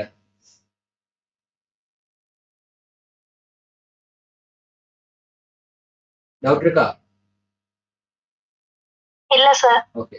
அடுத்து பாருங்க, நிதி கூற்றுக்களின் சொத்துக்களை என காணும் பொருட்டு திருப்திப்படுத்தப்பட வேண்டிய 2 நிபந்தனைகள். அதாவது அது ரெண்டுமே நீங்க என்ன செய்யணும்னா சொத்தின் நிபந்தனை பண்புகளை கொடுத்தீங்கன்னா ஓகே. சரியா? இல்லாட்டி நிபந்தனைகளும் இருக்கு. நீ உங்களை பொறுத்தளவு என்ன செய்யணும்னா பண்புகளை குறிப்பிடுங்க. அது எல்கேஸ் எல்கேஸ் 1. அதாவது கடைசி பல கம்பெனியோட சம்மந்தப்படுத்த உங்களுக்கு வரும். அது மூலங்கள் இனம் காணுவதற்கான 2 நிபந்தனைகள் அப்படின்னு காணப்படுது. அப்ப அதை இணை கொடுத்தாலும் பரவாயில்ல. அப்படி இல்லை அப்படின்னா நீங்க சொத்தின் பண்புகளை கொடுத்திருந்தாலும் பரவாயில்ல. நீங்க எதை கொடுத்தீங்க ஆன்சர்? சொத்தின் பண்புகளை கொடுத்தீங்க. சதுர்சிகா எதை ஆன்சர் கொடுத்தீங்க? ஆமா சார், சொத்தின் பண்புகள் தான் கொடுத்தேன். ஓகே. அப்ப இப்போதைக்கு நீங்க இதை கொடுத்து வைக்கீங்க. அதுக்கப்புறம் மாத்திக்கலாம். இப்ப பாருங்க, முதலாவது கடந்த கால கொடுக்கல் வாங்கல் நிகழ்வின் விளைவாக உருவானது. முதலாவது கடந்த கால கொடுக்கல் வாங்கல் விளைவாக உருவானது. இரண்டாவது எதிர்கால பொருளாதார நலன்களை உட்பாய்ச்சக்கூடியது. எதிர்கால பொருளாதார நலன்கள் உட்பாய்ச்சக்கூடியது. அடுத்து மூணாவது வணிகத்தினால் கட்டுப்படுத்தக்கூடியது. முதலாவது பண்பு கடந்த கால கொடுக்கல் வாங்கல் விளைவாக உருவானது. இரண்டாவது பண்பு பொருளாதார வளங்களை உட்பாய்ச்சக்கூடியது. மூணாவது பண்பு வணிகத்தினால் கட்டுப்படுத்தக்கூடியது. இதுல ஏதாவது 2 எழுதிருந்தீங்கன்னா சரி. சரியா? இப்ப அடுத்திருக்க நோட்ஸ் கேள்வி பார்த்து நான் ரெடியா கணக்கு கேள்விக்கு என்ன செய்யணும் அப்படின்னா சொல்லுங்க. அதுக்கு ஒரு நோட்ஸ் கேள்வி தான் போதும். பார்ப்போம். சி அவனாலையும் பார்த்துருவோம். கடன்பட்டோர் மீதியானது. கடன்பட்டோர் மீதியானது 15,000 முழுமையாக திருப்பணவு செய்யும் போது கடன்பட்டோர் 15,000 என்ன செய்யறாங்க அப்படின்னா முழுமையாக திருப்பணவு செய்யும் போது கடன்பட்டோரிடமிருந்து 13,500 ஏற்றுக்கொள்ளப்பட்டது. அதாவது கடன்பட்டோரிடமிருந்து 13,500 ஏற்றுக்கொள்ளப்பட்டது. இக்கொடுக்கல் வாங்கலில் மறைமுகமான பதிவு சாரி அது மறைமுகமான முறையான பதிவுன்னு வந்திருக்கும். சரியா? முறையான பதிவிற்கான நாட்குறிப்பு பதிவுன்னு இருந்திருக்கும். சரியா? அது வந்து டைப்பிங் மிஸ்டேக். அப்ப பாருங்க 15,000 கடன்பட்டோர் இருக்காராம். ஆனா நீங்க அவர்கிட்ட வாங்கினது 13,500 தான். 15,000 கடன்பட்டோர் இருக்காரு. அதுக்கு அவர்கிட்ட வாங்கினீங்க 13,500 தான் வாங்கியிருக்கீங்க. அப்ப இன்னும் அவர்கிட்ட அதாவது எவ்வளவு அவர்கிட்ட இருந்து வாங்காம விட்டீங்க அப்படின்னா 1,500 வாங்காம விட்டுருக்கீங்க. இந்த 1,500 ரூபாய்க்கு பேர் என்னது? கழிவு. அதாவது கொடுத்த கழிவு. சரியா? கொடுத்த கழிவு. சரித்தானே? அதாவது 15,000 வாங்க வேண்டிய இடத்துல 13,500 மட்டும்தான் நீங்க வாங்குறீங்க. மிச்சம் இருக்க 1,500 தேவையில்லை. உங்களோட ஃப்ரெண்ட் ஒருத்தர் என்ன செய்யலாம்னா உங்களுக்கு 15,000 கொடுக்கணும். 15,000 கொடுக்குற இடத்துல உங்க ஃப்ரெண்டு வந்து காசு எடுத்துட்டு வரப்ப நீங்க சொல்றீங்க எனக்கு 15,000 தர தேவையில்லைன்னு, எனக்கு 1,500 கழிச்சுட்டு 13,500 தந்தா போதும் அப்படின்னு சொல்றீங்க. உங்களுக்கு காசு எவ்வளவு வாங்கியிருப்பீங்க? நீங்க காசு எவ்வளவு எடுத்துக்கணும்னா 13,500 தான் எடுத்துக்கணும். சரியா? அப்ப மிச்சம் இருக்க 1,500 என்னன்னா அவருக்கு கொடுத்துருக்கீங்க. நீங்க ஒரு கழிவு ஒண்ணு என்ன செஞ்சீங்க அப்படின்னா கொடுத்துருக்கீங்க. அதைத்தான் இன்னைக்கு 1,500 கழிவு. இப்ப இதுக்கான இரட்டை பதிவத்தை என்ன செய்யணும்னா எழுதணும். இரட்டை பதிவு எழுதினாட்டி எழுதி கடன்பட்டோர் கட்டுப்பாட்டு கணக்கு செலவு. கடன்பட்டோர் கட்டுப்பாட்டு கணக்கு செலவு 15,000. கடன்பட்டோர் கட்டுப்பாட்டு கணக்கு செலவு 15,000. கடன்பட்டோர் கட்டுப்பாட்டு கணக்கு செலவு 15,000. காசு கணக்கு வரவு 13,500. ஏன்னா நீ காசா வாங்கினது 13,500. அதனால காசு கணக்கு வரவு 13,500. காசு கணக்கு வரவு 13,500. அடுத்து கொடுத்த கழிவு கணக்கு. கொடுத்த கழிவு கணக்கு வரவு 1,500. கொடுத்த கழிவு கணக்கு வரவு 1,500. பாருங்க இரட்டை பதிவு எப்படி வரும் அப்படின்ட்டு. இன்னொரு இரட்டை பதிவு சொல்லவா? கடன்பட்டோர் கட்டுப்பாட்டு கணக்கு செலவு. கடன்பட்டோர் கட்டுப்பாட்டு கணக்கு செலவு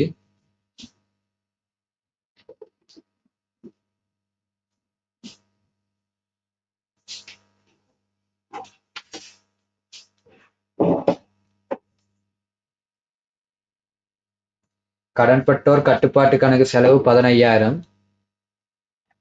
காசு கணக்கு வரவு 13,500.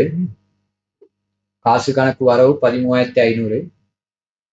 பெற்ற கழிவு கணக்கு. பெற்ற கழிவு கணக்கு. பெற்ற கழிவு கணக்கு பெற்ற கழிவு எழுதுறாங்க. கொடுத்த கழிவு கணக்கு. பெற்ற கழிவு வெட்டிட்டு கொடுத்த கழிவு எழுதிங்க. கொடுத்த கழிவு கணக்கு வரவு 1,500. அதாவது கடன்பட்டோர் கட்டுப்பாட்டு கணக்கு செலவு 15,000. கொடுத்த கழிவு கணக்கு வரவு 13,000. கொடுத்த கழிவு கணக்கு வரவு 1,500. அதே போல காசு கணக்கு வரவு 13,500. நான் இரட்டை பதிவு ஏதாச்சும் டவுட் இருந்தா கேள்வி கொடுப்போம். ஏதாவது டவுட் இருக்கு அந்த பதிவுக்கு?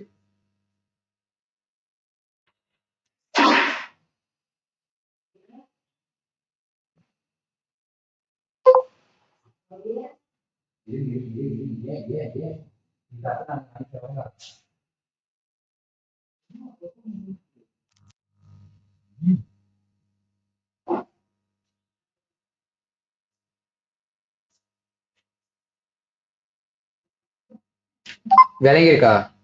ஏதாவது டவுட் இருந்தா கேளுங்க பாப்போம்.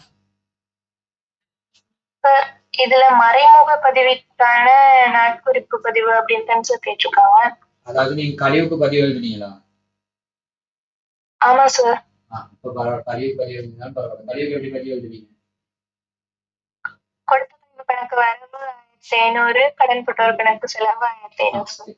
அப்ப அந்த மறைமுக பதிவு எழுதினாலும் பரவாயில்ல. அப்படி இல்லை அப்படின்னா என்ன செய்யணும்னா நான் அதை திருத்த சொன்னேன். அதாவது நான் மறைமுக பதிவு அப்படின்றது முறையான பதிவு அப்படின்றத திருத்த சொன்னேன். அவ திருத்தாம நீங்க கழிவுக்கு மறைமுக கழிவுக்கான பதிவு எழுதினாலும் பரவாயில்ல. சரியா? சரி சார்.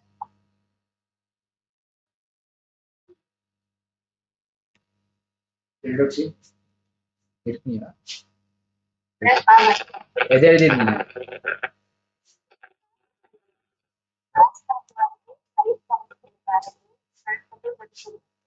ஓகே. அப்ப அது ரெண்டுல எது வேணா எழுதிருங்க. அது பிரச்சனை இல்லை. மறைமுக பதிவா இருந்தாலும் பரவாயில்ல, இல்ல நார்மல் பதிவு எழுதினாலும் பரவாயில்ல. மறைமுக பதிவு எழுதிருந்தீங்கன்னா அல்ல மறைமுகம் அப்படின்னு சொல்லிட்டாதீங்க. சரியா? அப்படி மறைமுக பதிவு எழுதாம நார்மல் பிராசன பதிவு எழுதிருந்தீங்க அப்படின்னா மறைமுகத்தை வெட்டிட்டு முறையாக அப்படின்றத மாத்திக்கீங்க. சரி, யாராவது பேப்பரை பார்த்து அப்புறம் அது அதனால மறைமுகத்தை வெட்டிட்டு முறையாக அப்படின்னு எழுதிட்டு யாரு அந்த நான் சொன்ன இரட்டை பதிவு எழுதலாம். சந்தோஷத்துக்கு என்ன செய்யுங்க அப்படின்னா மறைமுகத்தை வெட்ட தேவையில்ல, அப்படியே மறைமுகத்தை அப்படியே வச்சீங்க. அந்த பதிவு எழுதி சரியா. அடுத்து 19 பாருங்க. சொல்லுங்க. ஓகே, அடுத்து பாருங்க, கீழே தரப்பட்டுள்ள கார்த்திகை வியாபார நிறுவனத்தின் சில தகவல் கொடுத்திருக்காங்க. என்ன கருக்கள்னு கேட்டிருக்காங்க. நான் என்ன கருக்களை சொல்றேன், நீங்க என்ன கருக்கள் படிச்சு பாருங்க. என்ன செய்யணும், ஏ அப்படின்றது என்ன எண்ணக்கரு அப்படின்னா அழகுசார் எண்ணக்கரு. எழுதிக்கு ஏ அழகுசார் எண்ணக்கரு. ஏ அழகுசார் எண்ணக்கரு. பி அப்படின்றது கால அளவு எண்ணக்கரு. பி கால அளவு எண்ணக்கரு. ஏ அழகுசார் எண்ணக்கரு. பி கால அளவு எண்ணக்கரு. அடுத்து சி பண அளவீட்டு எண்ணக்கரு. சி பண அளவீட்டு எண்ணக்கரு. சி பண அளவீட்டு எண்ணக்கரு. டி இணைதல் எண்ணக்கரு. டி இணைதல் எண்ணக்கரு. முதலாவது அழகுசார் எண்ணக்கரு, கால அளவு எண்ணக்கரு, பண அளவீட்டு எண்ணக்கரு, இணைதல் எண்ணக்கரு. சரியா எழுதிங்க. அப்புறம் உங்களுக்கு அந்த பாடம் படிக்கிறப்போ உங்களுக்கு புரியும். அவ கீழே கொடுத்துருக்காங்க, சரியா பிள்ளையா அப்படின்னு சொல்லணும். பரீட்சை மீது சமப்படுத்தல் ஆனது எல்லா கணக்கீட்டு பதிவுகளுடன் சரியாக பேணப்படுகின்றது என்பதனை குறிக்கின்றது. இல்ல, கணக்கீட்டு சமப்படலாம். மூல பதிவேடுகள் என்ன செய்யலாம் அப்படின்னா பரீட்சை மீது சமப்படலாம். ஏன்னா பரீட்சை மீது சமப்படாது அப்படின்னா அது பேரேடுகளில் ஏற்படும் கூட்டத்தை ஒட்ட பரீட்சை மீது இணக்கத்தை பாதிக்காது. சரியா. உதாரணம், மூலையீடுகள்ல நீங்க 1000க்கு பதிலா 500ன்னு பதிஞ்சாலும் 1000க்கு பதிலா 500ன்னு மூலையீடுகள்ல பதிஞ்சிருந்தாலும் அது என்ன செய்யும் அப்படின்னா பரீட்சை மீதே சமப்படுத்தும். காரணம், பரீட்சை மூலையீடுகளை வச்சுதான் நீங்க இரட்டை பதிவு என்ன செய்யும் அப்படின்னு எழுதுவீங்க. உதாரணத்துக்கு மூலையீடு ஒரு கொள்வன நாளேடு இருக்குன்னு வச்சுங்களேன். கொள்வன நாளேடுல என்ன செய்யுங்க அப்படின்னா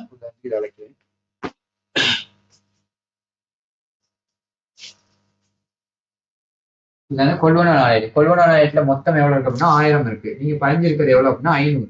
அப்ப இந்த 500க்கு நீங்க இரட்டை பதிவு எழுதுங்க. இப்படி கொள்வனவு கணக்கு வரவு, கொள்வனவு கணக்கு வரவு 500, கடன் கொடுத்தோர் கணக்கு செலவுல 500 எழுதுவீங்க. இப்படிதான் நீங்க இரட்டை பதிவு எழுதுவீங்க. அப்ப இன்னைக்கு நீங்க என்ன செஞ்சீங்க அப்படின்னா இரட்டை பதிவு சரியா எழுதிருக்கீங்க. அப்ப இரட்டை பதிவு சரியா எழுதுறப்ப நீங்க என்ன செய்யும் அப்படின்னா அடிக்கிற 2 டி ஃபார்ம் என்ன செய்யும் அப்படின்னா இது கொள்வனவு கணக்குல 500 வரும். அதே மாதிரி கடன் கொடுத்தோர் கணக்குல கொள்வனவு கணக்குல 500 வரவு வரும், கடன் கொடுத்தோர் கணக்குல 500 செலவு வரும். இப்ப இது ரெண்டையும் நீங்க என்ன செய்ய சமப்படுத்தி டி ஃபார்ம், அதாவது பரீட்சை மீதிக்கு மாத்துறீங்க அப்படின்னா பாருங்க, பரீட்சை மீதி இப்ப சமப்படும். ஏன்னா நீங்க பதிஞ்சது பேர 1000 தான் பதிஞ்சிருக்கணும். ஆனா 500 பதிஞ்சது கணக்கு சமப்படும். பாருங்க, கொள்வனவு அப்படின்ட்டு நீங்க என்ன செய்யும் வரவு போக 500, கடன் கொடுத்தோர் அப்படின்ட்டு 500 செலவு போக வைப்பீங்க. இங்கிட்டும் 500 வரவு போகும் 500 செலவு போகும் 500. ஆகவே என்ன செய்யுது பரீட்சை மீது சமப்படுது. ஆனா நீங்க செஞ்ச கணக்கு சரியா, செஞ்ச கணக்கு பிழை. ஏன் கணக்கு செஞ்சது எப்படி பிழை அப்படின்னா 1000 ரூபாய் பதிய வேண்டிய இடத்துல 500 ரூபாய் பதிஞ்சிருக்கீங்க. அப்ப மூலையீடுகளில பதிதல் தவிர பரீட்சை மீது இணக்கத்தை பாதிக்காத அப்படின்னு படிச்சிருப்பீங்க. அப்ப பதிகிறது எந்த விதமான பதிவையும் நீ பதியலாம். 500 ரூபாய் பதியலாம், 1000 ரூபாய் பதியலாம், 2000 ரூபாய் பதியலாம். எப்படி பதிஞ்சாலும் என்ன செய்யும் அப்படின்னா பரீட்சை மீது சமப்படும். இப்படி பதிஞ்சாலும் பரீட்சை மீது சமப்படும். பரீட்சை மீது சமப்படுறதுக்கு வேலை நீங்க செஞ்ச கணக்கு என்னன்னா பிழை. சரி, அப்ப முதலாவது ஆன்சர் கொடுக்க முடியாது. முதலாவது ஆன்சர் சொல்லியிருக்காங்க பரீட்சை மீது சமப்படாதது எல்லா கணக்கு பதிவேடுகளும் சரியாக பெறப்படுகிறது என்பதை உறுதி செய்கின்றது. அது செய்யாது. நீங்க எல்லா கணக்கும் ஒரு சமனா செஞ்சீங்க அப்படின்றத சொல்ல முடியாது. ஆகவே முதலாவது வராது. ஏ பிழையானது. அடுத்து நிதி கூற்றுக்களில் எல்லா நிதி கூற்றுக்களும் நிலுவை அடிப்படையில் தயாரிக்கப்படுகிறது. நிலுவை அடிப்படை அப்படின்றப்ப அட்டூர் அடிப்படைன்னு சொன்னாங்க. அதாவது அட்டூர் அடிப்படை இன்னொரு பேர் தான் நிலுவை அடிப்படை. இப்ப எல்லா நிதி கூற்றுக்களும் என்ன செய்யப்படல அப்படின்னா அட்டூர் அடிப்படையில தயாரிக்கப்படல. காரணம், காசு பாய்ச்சல் கூற்று காசு அடிப்படையில தான் தயாரிக்கப்படுது. அப்ப அதை நீங்க ஞாபகம் வச்சுக்கணும். அதாவது நிதி கூற்றுகள் 5. ஒண்ணு வருமான கூற்று, நிதி நிலைமை கூற்று, உரிமை மாற்றல் கூற்று, காசு பாய்ச்சல் கூற்று, கொள்கைகளும் குறிப்புகளும். இதுல மிச்சம் இருக்க 4, அதாவது காசு பாய்ச்சல் தவிர மத்த இருக்க 4களும் என்ன செய்யும் அப்படின்னா அட்டூர் அடிப்படையில் தயாரிக்கப்படும். ஆனா காசு பாய்ச்சல் எப்பயுமே காசு அடிப்படையில் மட்டும் தான் தயாரிக்கப்படும். ஆகவே அந்த கூற்றும் என்ன செய்யணும்னா பிழை. ஏன்னா எல்லா நிதி கூற்றுகளும் அட்டூர் அடிப்படையில் தயாரிக்கப்படலை, அது பிழை. கொடுக்கல் வாங்கல்களை இனம் காணும் போது வணிகத்தின் கணக்கீட்டின் செயல்முறை ஆரம்பப்படியாகும். சரிதானே. கொடுக்கல் வாங்கல்களை இனங்காணல், பதிவு செய்தல், வகைப்படுத்தல், ஒளிப்பாக்கல், பகுப்பாய்வு செய்தல் அப்படின்ற செயல்முறை இருக்கு. அப்ப முதலாவது கொடுக்கல் வாங்கல்களை இனங்காணலும் அளவிடணும். சரி, அப்ப மூணாவது சரி. வணிகம் ஒன்றின் நிதி அறிக்கைகளின் உள்ளடக்கமானது வணிகத்தின் தாக்கத்தினை ஏற்படுத்தும் சூழல் காரணிகள் ஏற்படும் மாற்றங்களை பொறுத்து மாற்றமடையும். வணிகத்தின் நிதி அறிக்கைகளின் உள்ளடக்கமானது வணிகத்தின் தாக்கத்தை ஏற்படுத்தும் சூழல் காரணிகளுக்கு ஏற்ப, அதாவது நிதி அறிக்கைகளின் உள்ளடக்கம் சூழல் காரணிகளுக்கு ஏற்ப மாற்றம் அடையும். ஏன் அப்படின்னா உதாரணத்துக்கு நீங்க என்ன செய்யுங்க அப்படின்னா கணக்கீட்டு நியமத்துல ஏதாவது ஒரு மாற்றம் ஏற்பட்டுச்சு அப்படின்னா அதாவது கணக்கீட்டு நியமம் அப்படின்றது என்னது, நுட்ப மற்றும் தொழில்சார் சூழல் காரணி. அதுல ஏதாவது ஒரு மாற்றம் ஏற்படுச்சு அப்படின்னா நீங்க தயாரிக்கிற அக்கௌண்ட்ஸ் வந்து என்ன செய்யும் அப்படின்னா மாற்றம் அடையும். சரியா? அப்போ ஒரு சூழல் காரணி என்ன செய்யும் அப்படின்னா நிதி கூற்றுக்கள தாக்கத்தை ஏற்படுத்தும். அப்ப அதுவும் சரி. ஆகவே முதலாவது ரெண்டும் பிழை. அதாவது முதலாவது கொடுத்திருக்க ரெண்டுமே என்ன செய்யுது அப்படின்னா பிழையானது. அடுத்து ரெண்டுமே என்ன செய்யுது அப்படின்னா சரி. அப்ப 1வது 2வது பிழை, 3வது 4வது சரி. இதுல ஏதாவது டவுட் இருக்கான்னு பாருங்க. டவுட் இருந்தா கேளுங்க.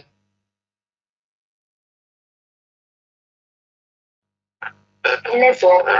ஓகே. அடுத்து கொடுத்திருக்காங்க பாருங்க. 21,000 விற்பனை பட்டியல் ஒன்று. விற்பனை நாளேடுகளில் 12,000 என பதிவு செய்யப்பட்டிருந்தது. பேரேடுக்கு மாற்றப்பட்டுள்ளது. முதலாவது கேட்கிறாங்க. 2 கேள்வி கேட்டிருக்காங்க. நாட்குறிப்பு பதிவுகள், அதாவது பிழையை திருத்துவதற்கான நாட்குறிப்பு பதிவு விளம்பர அவசியம் இல்ல.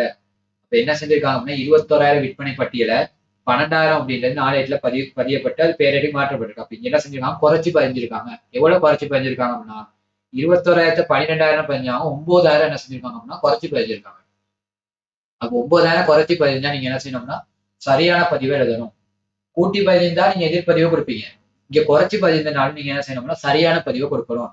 அப்ப சரியான பதிவு எப்படி, கடன்பட்டோர் கட்டுப்பாட்டு கணக்கு வரவு, விற்பனை கணக்கு செலவு. கடன்பட்டோர் கட்டுப்பாட்டு கணக்கு வரவு, விற்பனை கணக்கு செலவு. பாருங்க, அதுல ஏதாவது டவுட் இருக்கான நாட்குறி பதிவு கொடுத்ததுல?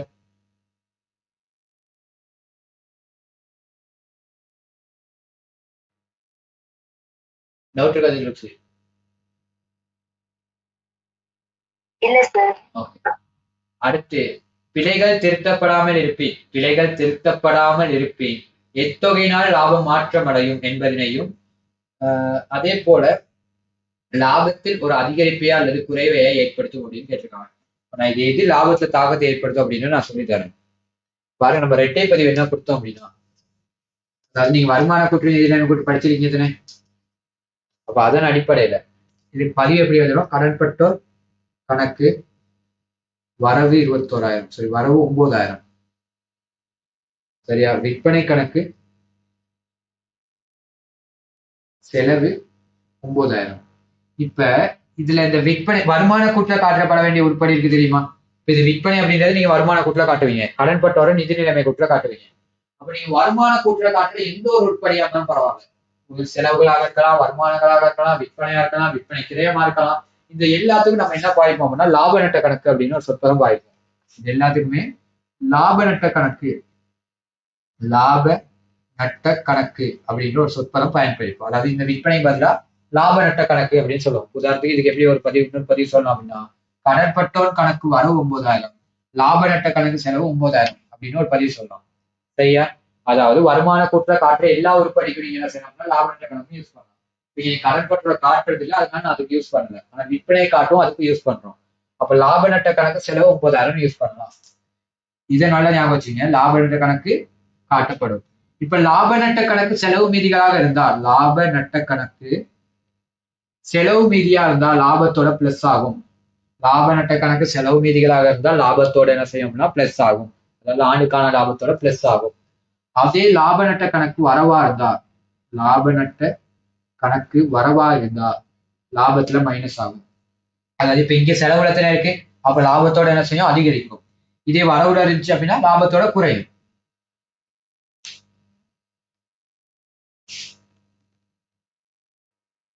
சரி, பாருங்க, லாப நட்ட கணக்கு செலவு மீதிகளாக இருந்தா,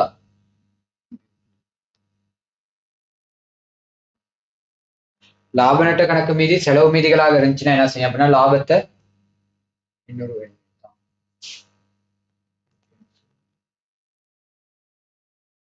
லாப நட்ட கணக்கு மீதி செலவுகளாக இருந்தால் லாபத்தை என்ன செய்யும் அப்படின்னா அதிகரிக்கும். வரவா இருந்தா என்ன செய்யும், லாபத்தை குறைக்கும். சரியா? இதை கொஞ்சம் ஞாபகம் வச்சுங்க. லாப நட்ட கணக்கு மீதி வரவு மீதியா இருந்தா லாபத்தை குறைக்கும், செலவு மீதியா இருந்தா என்ன செய்யும், லாபத்தை அதிகரிக்கும். லாப நட்ட கணக்கு எப்படி யூஸ் பண்றோம், அதாவது வருமான கூட்டுல காட்டப்பட வேண்டிய எந்த ஒரு உருப்படிக்கும் நம்ம என்ன செய்யலாம் அப்படின்னா லாப நட்ட கணக்கு அப்படின்றத யூஸ் பண்ணலாம். சரியா? ஓகே. இப்ப இங்க என்ன சொல்றாங்க அப்படின்னா, இப்ப நீங்க இந்த வலு திருத்துறனால, இந்த வலுக்கள் நீங்க திருத்துறீங்க தானே, திருத்துறதுனால என்ன செய்யும், லாபம் அதிகரிக்கும். எவ்வளவு அதிகரிக்க போகுது, லாபம் 9,000 அதிகரிக்கும். ஆனா இவங்க கேட்கறது திருத்துறதுனால இல்ல, திருத்தாம இருந்தா என்ன நடக்கும் அப்படின்னு கேட்கறாங்க. திருத்தாம இருந்தா என்ன செய்யும், லாபம் குறைவடையும். திருத்தினா லாபம் அதிகரிச்சுச்சுன்னா திருத்தா வந்தா லாபம் என்ன செய்யும்? குறைவடையும். அப்ப லாபம் குறைவடையும். குறைவடையும் எவ்வளவுத்தால் அப்படின்னா 9,000 குறைவடையும். லாபம் 9,000 குறைவடையும். பாருங்க அது விளங்கி இருக்கா அப்படின்ட்டு. தனுஷுக்கு விளங்கி இருக்கா? ஆமா சார்.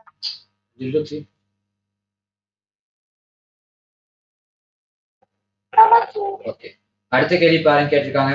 வருமானமாக காட்டப்பட வேண்டிய சந்தா வருமதியான சந்தா. சரியா? இப்ப இதுல பாருங்க முக்கியமான குறிப்பு ஒன்று கொடுத்திருக்காங்க. கழகத்தில் ஆண்டுக்கான சந்தா 100 ரூபாவதுடன் சரி கழகத்துல ஆண்டுக்கான சந்தா கொடுத்திருக்காங்க எவ்வளவு? 10 ஆவதுடன் முற்பண சந்தாக்கள் முறை சந்தா முறை காணப்படவில்லை. அதாவது முற்பணமா காசு வாங்குற முறை இதுல இருக்கவே இல்லையா? சரியா? ஆரம்பத்துல வாங்குற முறை இருக்கு. அதாவது 8 ரூபா வாங்கலாம், செலுத்தாம இருக்கலாம். ஆனா முற்பணமா வாங்குற முறை இல்லையா? இந்த நிதியாண்டுக்கு மட்டும் தான் நாங்க என்ன செய்வோம்னா வாங்குவோம். அவங்க கேட்கறாங்க இறுதி வருமதியான சந்தா எவ்வளவு அப்படின்ட்டு. இறுதி வருமதியான சந்தா எவ்வளவு அப்படின்றது கேட்கறாங்க. சரி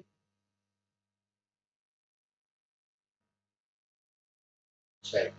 இப்ப என்ன செய்யணும் அப்படின்னா, இப்ப நீங்க இருக்க நிதியாண்டு 2020 இதுல இனம் காணப்பட வேண்டிய வருமானம் எவ்வளவுன்னு கேட்கறாங்க. 2020 சேர்ந்து கொண்ட அங்கத்தவர் இருக்காங்க பாருங்க. 2020 எத்தனை அங்கத்தவர்? 2025 சரி 2018 25 அங்கத்தவர் சேர்றாங்க. 2019 40 அங்கத்தவர் சேர்றாங்க. சரி 20 அங்கத்தவர் சேர்றாங்க. 2020 40 அங்கத்தவர் சேர்றாங்க. அப்ப மொத்தமா 2020 எத்தனை அங்கத்தவர் மொத்த அங்கத்தவர் எவ்வளவு இருக்காங்கன்னு பாருங்க. அதுக்கு நீங்க என்ன செய்யணும் அப்படின்னா மொத்த அங்கத்தவர்கள் எவ்வளவு இருக்காங்க அப்படின்றது கூட்டுங்க. பாருங்க இதுல சந்தா கணக்கு ஒண்ணு செய்யறோம். சந்தா கணக்குல அடுத்த கேள்விக்கு தான் சந்தா கணக்கு தேவையை தவிர இந்த கேள்விக்கு தேவைப்படாது. அட்டூர் இருக்கு ஆனா முப்பணம் இல்லையா? இந்த கணக்கு முப்பணம் என்ற கணக்கு இல்லையா?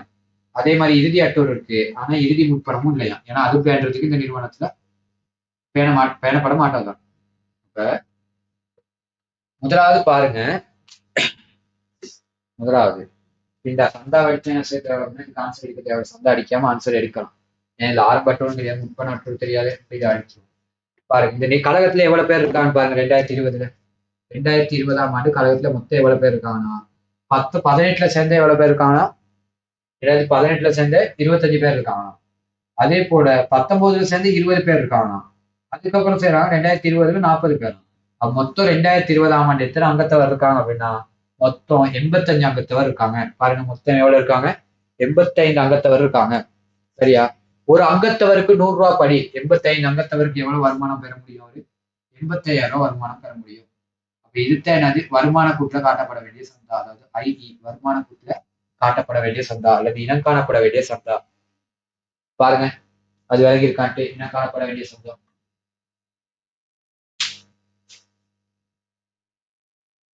சரியா? இனம் காணப்பட வேண்டிய சந்தா கொடுத்திருக்காங்க. அடுத்து இன்னும் எவ்வளவு பெற வேண்டி இருக்கு? நீங்க இந்த 80 பேத்துக்கு சேர்த்து சரி இந்த 85 பேத்துக்கு சேர்த்து நீங்க எவ்வளவு வாங்கியிருக்கீங்க அப்படின்னா 65,000 தான் வாங்கியிருக்கீங்க. சரியா? அப்ப இன்னும் நீங்க எவ்வளவு வாங்கணும்? 85,000 நீங்க வாங்க வேண்டிய அமௌண்ட். ஆனா நீங்க வாங்கினது 65,000. இன்னும் நீங்க எவ்வளவு வாங்கணும்? எவ்வளவு வாங்கணும்? 25,000 வாங்க வேண்டியது இருக்கு. அப்ப இதுதான் வாங்க வேண்டிய அட்டூரு சந்தா. அட்டூரு சந்தா. சரியா? இதுதான் அட்டூரு சந்தா. பாருங்க விளங்கி இருக்கான்ட்டு. இது அந்த டிஃபார்ம் அடிச்சு செய்யறது அது சுத்திட்டு வர ஒரு மெத்தட். அதாவது ரொம்ப சுத்தும் அந்த மெத்தட். நான் வேணா அதையும் சொல்லி தரலாம். ஆனா அது என்ன செய்யும் அப்படின்னா டிஃபார்ம் அடிச்சு வரப்ப இந்த கணக்கு ரொம்பவே சுத்தி வரும். அப்ப அதனால நான் அந்த மெத்தடுக்கு போகல. எல்லாத்துல அந்த மெத்தடை போட்டுட்டு நான் அழிச்சிட்டேன். ஏன்னா அந்த மெத்தடுக்கு சொல்லி கொடுத்தேன் அப்படின்னா உங்களுக்கு ரொம்பவே கஷ்டமா இருக்கும். நிறைய இதுகள் கண்டுபிடிக்க வேண்டியிருக்கும். ஆனா இந்த மெத்தட்ல ஈஸியா என்ன செய்யலாம் அப்படின்னா கண்டுபிடிக்கலாம். வேணா அதையும் நான் வேணா சொல்லித்தரேன். அது சொல்லித்தரணுமா?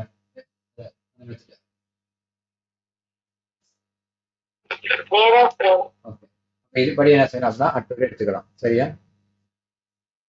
அடுத்து பாருங்க இருக்கு. இதுல ஏதாச்சும் டவுட் இருக்கு இந்த கேள்வியில?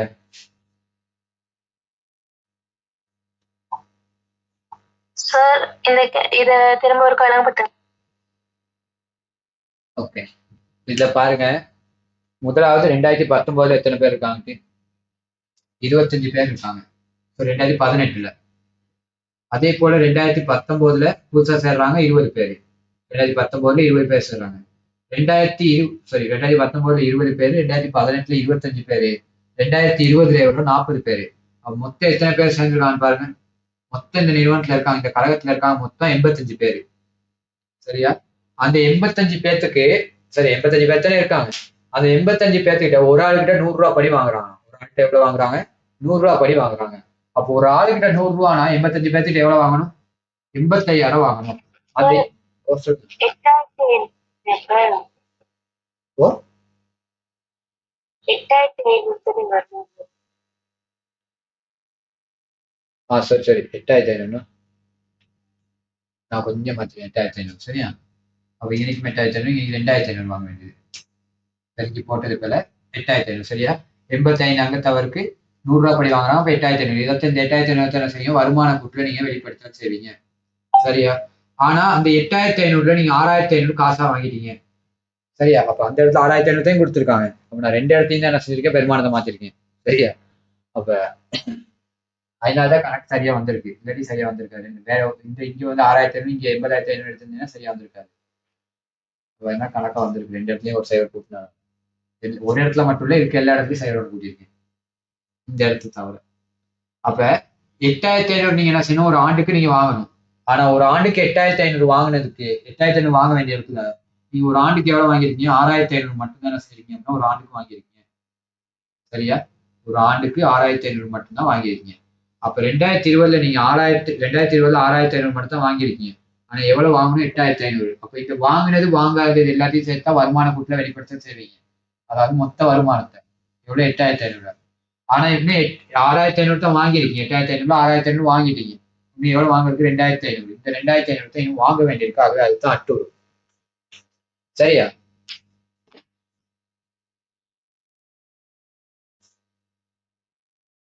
சரியா? ஏதாவது டவுட் இருக்காங்க?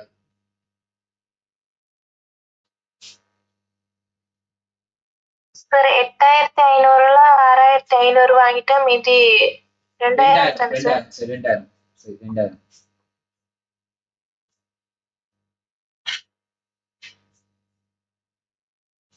2,000 சரியா? நல்ல வேலை அடிக்கடி ஞாபகப்படுத்துறீங்க. மறந்தவர்களாம் அந்த பெருமானத்தை போட்டேன்னு ரெக்கார்டிங் போட்டிருக்கேன். சரி இன்னைக்கு 2,000 சரிதானே?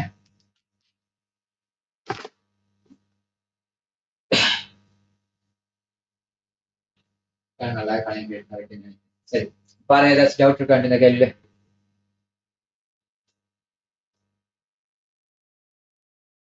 இல்ல சார்.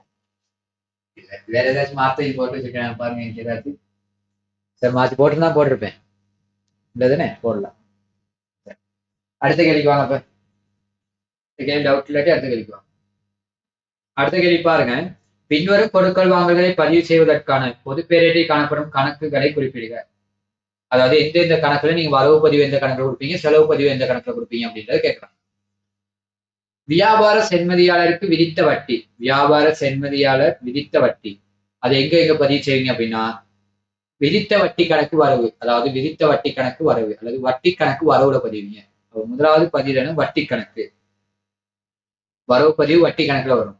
செலவு பதிவு எங்க வரும் அப்படின்னா, கடன் கொடுத்தோர் கட்டுப்பாட்டு கணக்குல வரும். கடன் கொடுத்தோர் கட்டுப்பாட்டு கணக்குல வரும்.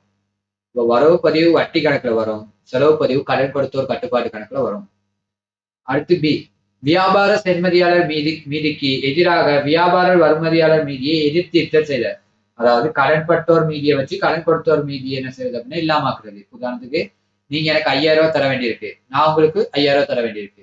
அப்ப 2 பேரும் என்ன செஞ்சுக்கலாம் அப்படின்னா அந்த 5,000 ரூபாய் இல்லாம ஆக்கிடலாம். அடுத்து என்ன செய்யலாம் அப்படின்னா எதிர்த்தீர்த்தல் அப்படின்றது. சரியா? அப்ப அதுக்கான பதிவு என்னன்னா, கடன் கொடுத்தோர் கட்டுப்பாட்டு கணக்கு வரவு, கடன் கொடுத்தோர் கட்டுப்பாட்டு கணக்கு வரவு, கடன் பட்டோர் கணக்கு செலவு. கடன் கொடுத்தோர் கட்டுப்பாட்டு கணக்கு வரவு, கடன் பட்டோர் கணக்கு செலவு. கடன் கொடுத்தோர் கட்டுப்பாட்டு கணக்கு வரவு, கடன் பட்டோர் கணக்கு செலவு. அப்ப கடன் கொடுத்தோர் கணக்குல வரவு வரணும், கடன் பட்டோர் கணக்குல செலவு வரணும். அப்ப அது ரெண்டையும் எழுதுங்க. நீங்க கடன் கொடுத்தோர் அங்கிட்டு கடன் பட்டோர். பாருங்க, அது ஏதாவது டவுட் இருந்தா கேளுங்க போகும். டவுட் இருக்கா?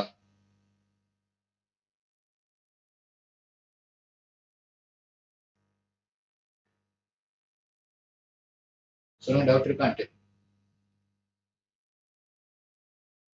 இல்ல சார். ஓகே. அடுத்து பாருங்க, பின்வரும் கொடுக்கல் வாங்கல் தேறிய விளைவு பிளஸ் அல்லது மைனஸ் உடன் பொருத்தக்கூடியவர் காட்டியிருக்காங்க. இதுல தேறிய விளைவு என்னன்னு கேட்கறாங்க. தேறிய விளைவு அப்படின்றது பெருமதியோட நீங்க என்ன செய்யணும்னா இன்னைக்கு கணக்கீட்டு சமன்பாடுல பதிவு சொல்றாங்க. அப்ப இனி பாருங்க, 3 லட்சம் கடனுக்கு விற்பனை செய்த தளபாடம் உட்திருப்பப்படல் இதன் கிரயம் எவ்வளவு அப்படின்னா 2,20,000. அதாவது கிரயம் 2,20,000. 30 லட்சம் விலையுடைய பொருட்கள் என்ன செஞ்சிருக்கு அப்படின்னா உட்திருப்பப்பட்டிருக்கு. அப்ப இதுக்கு எப்படி பதிவு வரும் சொல்லுங்க. தில்லோகி சொல்லுங்க, இதுக்கு எப்படி பதிவு செய்வீங்க அப்படின்னு.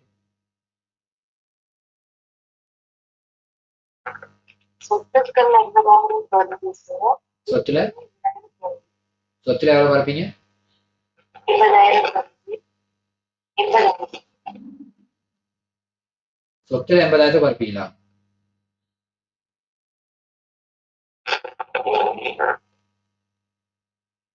சதுர்சியா சொல்லுங்க அதுக்கான ஆன்சர். சரி சரி சரி, நீங்க சொன்ன சரி.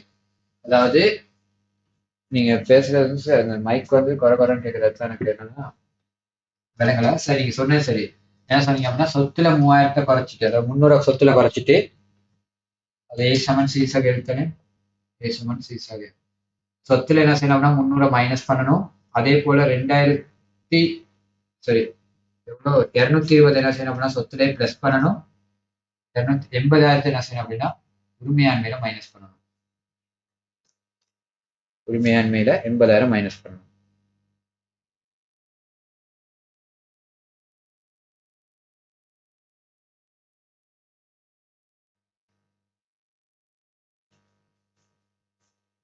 சரி, ஏதாவது டவுட் இருக்காது?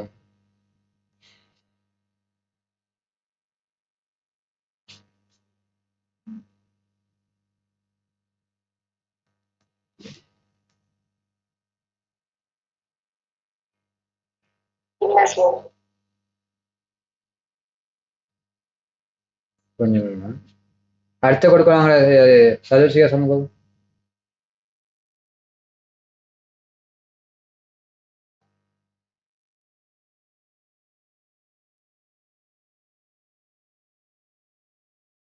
சொத்துல 5 லட்சம் மைனஸ் பண்ணணும். பொறுப்புல 4,50,000 மைனஸ் பண்ணணும். உரிமையில 50,000 மைனஸ் பண்ணணும்.